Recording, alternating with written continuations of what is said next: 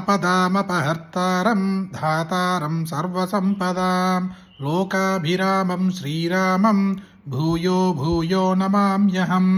नमः कोदण्डहस्ताय सन्धिकृतशराय च दण्डिताखिलदैत्याय रामायापन्निवारिणे आपन्नजनरक्षैक दीक्षायामिततेजसे नमोऽस्तु विष्णवे तुभ्यं रामायापन्निवारिणे पदाम्भोजरतस्पर्श पवित्रमुनियोषिते नमोऽस्तु सीतापतये रामायापन्निवारिणे दानवेन्द्रमहामत्त गजपञ्चास्य रूपिणे नमोऽस्तु रघुनाथाय रामायापन्निवारिणे महिजाकुचसंलग्न कुङ्कुमारुणवक्षसे नमः कल्याणरूपाय रामायापन्निवारिणे पद्मसम्भवभूतेश मुनिसंस्तुतकीर्तये नमो मार्ताण्डवंशाय रामायापन्निवारिणे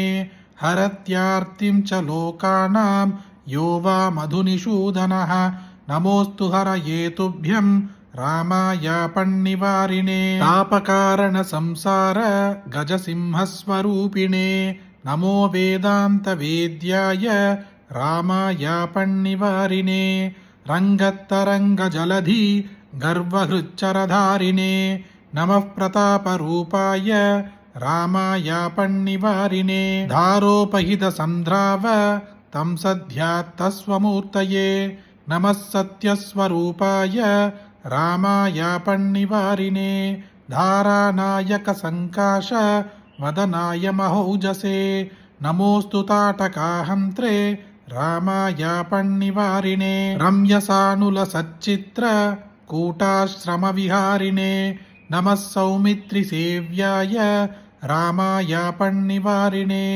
सर्वदेवहितासक्त दशाननविनाशिने नमोऽस्तु दुःखध्वंसाय रामायापन्निवारिणे रत्नसानुनिवासैक वन्द्यपादाम्बुजाय च नमस्त्रैलोक्यनाथाय रामायापन्निवारिणे संसारबन्धमोक्षैक हेतुधामप्रकाशिने नमः कलुषसंहर्त्रे रामायापन्निवारिणे भवनाशुगसंक्षिप्त मारीचादिसुरारये नमो मघपरिद्रात्रे रामायापन्निवारिणे दाम्भिकेतरभक्तौघ महादानन्ददायिने नमः कमलनेत्राय रामायापन्निवारिणे सन्नग्धकवची खड्गी चापबाणधरो युवा तिष्ठन्ममाग्रतो नित्यं रामः पादु स लक्ष्मणः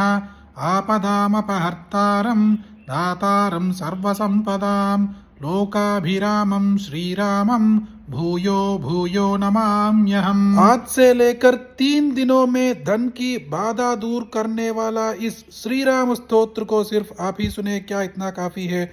आपको जो भी लोग जानते हैं सबके साथ इसे शेयर करें, इस वीडियो को लाइक करें। फिर एक वीडियो में मिलते हैं। जय जय शंकर, हर हर शंकर।